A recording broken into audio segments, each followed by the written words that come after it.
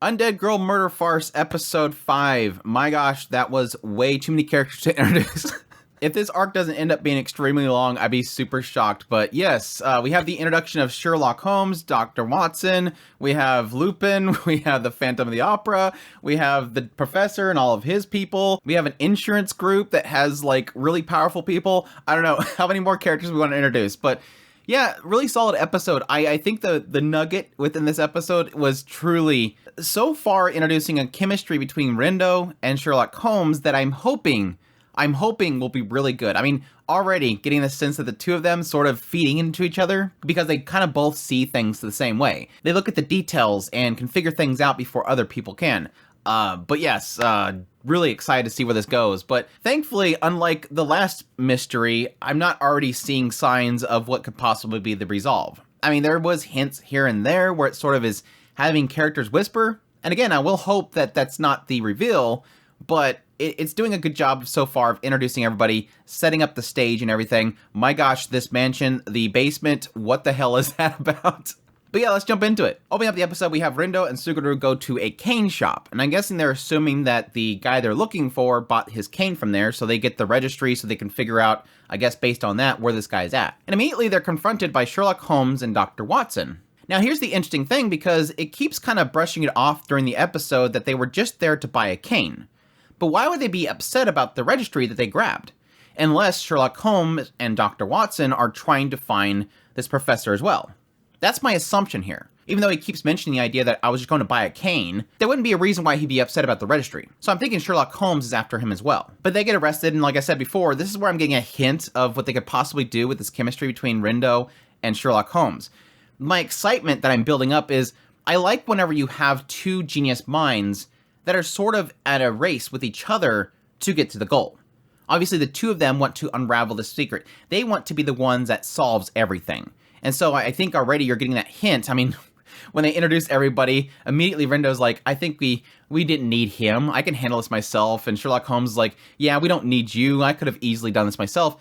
We're already getting that sense that the two of them are kind of competing. And I'm really liking how that's going to play out. Hopefully that chemistry of the two of them kind of one-upping each other will be really entertaining. And typically with these types of stories, you'll have the end goal. When they get to that finish line, they typically will sort of work together in the end, but I'll be curious to see how they handle it.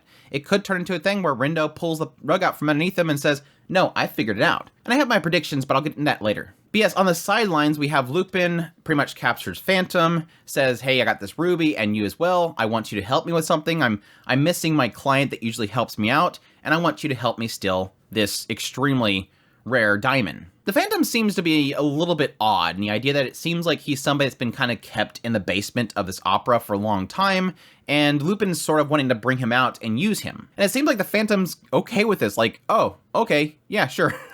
Like, I feel like we're missing some dialogue in there because he's just kind of like shrug, okay, I'll help you out, you stole me, so I guess you'll have to use me. I guess it could be an aspect that the Phantom is perfectly fine with this just because this is something that'll net him a lot of money. Like, why not? Maybe he has a little bit of greed inside of himself. I'm not the biggest expert on the Phantom of the Opera, so I'm going to be perfectly clear with that, so I'm probably missing some context here, but again, I don't necessarily want to assume that everything that's in this story is going to be exactly like the originals. Like, I'm already having a little bit of hints here that Lupin might be a werewolf.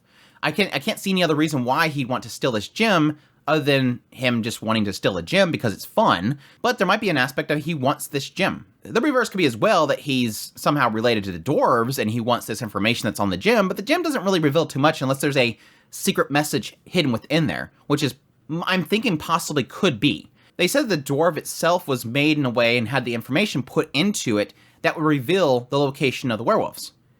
But the gem itself only says how werewolves come to be. The idea that normally they have red blood, but when they look upon the moon, their blood turns purple, and don't look upon me because I'm this hideous being. The idea that they're disguised as humans until they see the moon, and then they turn into werewolves. I mean, it's a common idea of werewolves here. But again, there could be a hidden message in there.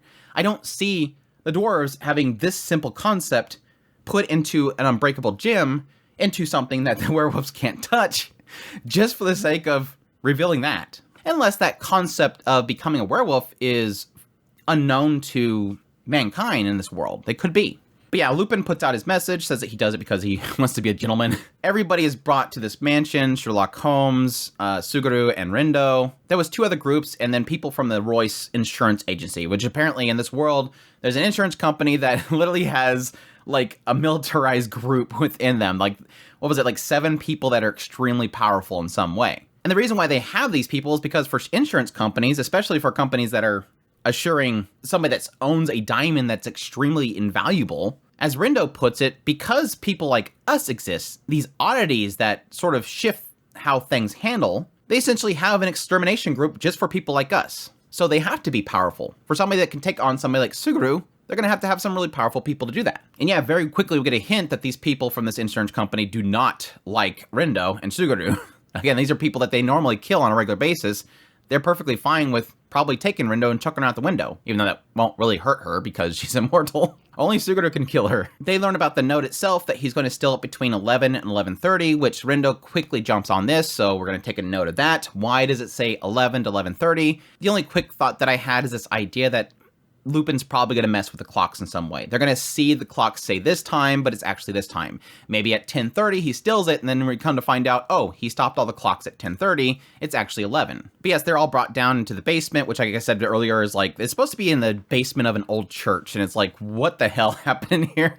It was like the chamber of past crimes or something like that. It's like this big, massive chamber within this big, gaping chasm within the ground that has like a throne within it. Makes me think that maybe they brought people there for sacrifices or something. But they showed the diamond, told the story about the dwarves, making it after they were pretty much being wiped out by the werewolves, that it's supposed to show the secret of the werewolves themselves, or at least their location, and then they kind of wrap up from that point. Now, it is interesting they kind of note the idea that not just the gem was made by the dwarves, but the box itself as well. So they're both combined as being sort of the treasure here. And the oddity that they kind of place upon the diamond itself was that it was manufactured, not that it was natural. Again, it was made by the dwarves. And everything seemed fine. It seemed like a lot of introductions at this point in the episode, but then this is the point in which pretty much red flags start flying up left and right. As they're all leaving the room, that's when we have a lot of passing comments and whispers that are sort of throwing the blame around. The possibility that, could it be an insider? This idea that, what if Lupin is just in disguise and in that room right then? Now, I don't know exactly who said it, but some person within the group says, just do things as planned, we'll see you tomorrow, that kind of comments. And if you took them as their word, that would imply that somebody in the room is already planning on something, that something is going to be staged. And that's where I have my first theory already, is that, again, is this the same case as the second episode where we're being a little bit too obvious here? That is somebody in that room planning something. Just do it according to plan. We're going to do this. And I think it was Sherlock Holmes that said that, or it could be that somebody else was talking while Sherlock Holmes was whispering inside the guy's ear. But that's already raising a red flag here, and the idea that it's a possibility that, are we already hinting that this is going to be an inside job? Does the actual owner of this diamond want it to be stolen, and so he's making a big spectacle and he's going to have somebody steal it? Or is he having somebody steal it before Lupin does, that way he has it taken somewhere else, and that Lupin doesn't just chase them when they move it somewhere else? But where else would you move it that it's not going to be more secured than where it's currently at? The other kind of hint that they kind of drop at the very end of the episode is obviously what Rindou says to Suguru. Okay, well, I already have a plan. The hint for my plan is Ishikawa Goemon. Now, again, I'm not a massive expert on him, but a lot of people kind of tout him as being sort of a Robin Hood character with many different ways that they've interpreted his past. But he's like this guy that is depicted as knowing ninjutsu, and he eventually at some point tried to assassinate somebody and was essentially boiled in a pot along with his son. He's also technically a fictitious character in the Lupin series, the animated series and comics. And I think in the manga series of Lupin in the animated series, he's sort of portrayed as a ghost that comes back to try to steal the pot. Which again, that doesn't really answer any questions for me. But it does bring up one theory that I have, and that it's not so much about Goemon himself, that this guy that steals from the rich and gives to the poor, but more of an idea of a trickster. Is it a possibility that Rindou's plan is to possibly pull the rug out from everybody, steal it herself? I don't necessarily think that's going to be her plan. I don't see any reason why she want to steal it, unless, again, it goes to my previous theory of an insider stealing the gem before Lupin does, which could be a really interesting twist to the whole idea of how do we stop Lupin from infiltrating and stealing. That idea could play into the concept of Lupin and Goemon's connection, and the idea that, is this gym possibly involved with somebody that was involved in the past? The owner states that 20 years ago he acquired this gym from his friend. So what is the possibility that his way of acquiring it from his friend was theft, and that person wants it back now? That could tie itself in with the Goemon theory. But I'm not really thoroughly invested into all the stories of Goemon, so I'm sure I'm probably missing one of them. Not that I really want to keep digging, because I'm probably going to eventually find the answer. It is one of those really kind of risky aspects of when they do sort of reference a real character, you kind of want to look into it to find out what she's actually thinking, but at the same time, you could end up spoiling yourself. My last theory is that Phileas Fogg himself stole the gem a long time ago because he's a werewolf, and he wants to keep the secret of where the werewolves are from the dwarves. And that would explain why he's trying to keep it secluded and safe from anybody else. Let's go kind of tie into the idea of Lupin being somehow tied to the dwarves. But we'll see. Really interesting introduction. Like I said, a little bit too many characters, but I'm sure they're going to do some fun stuff with all of them. And like I said, my main key thing is Rindou and Sherlock Holmes chemistry. I'm really excited to see them sort of trying to one-up each other. But we'll see. But that's my thoughts on episode 5 of Undead Girl Murder Farce. Hope you guys enjoyed this video. As always, if you did, hit that like button down below. Comment, let me know what's thought of the episode. Additionally, if you're new to the channel, make sure that subscribe button so you get my content. I do news, reviews, first impressions, top list if it's anime, it's pretty much here. Additionally, if you want to support the channel more, I have a Patreon link, tips link, super thanks button down below. Greatly appreciate it, but it does. Y'all take care.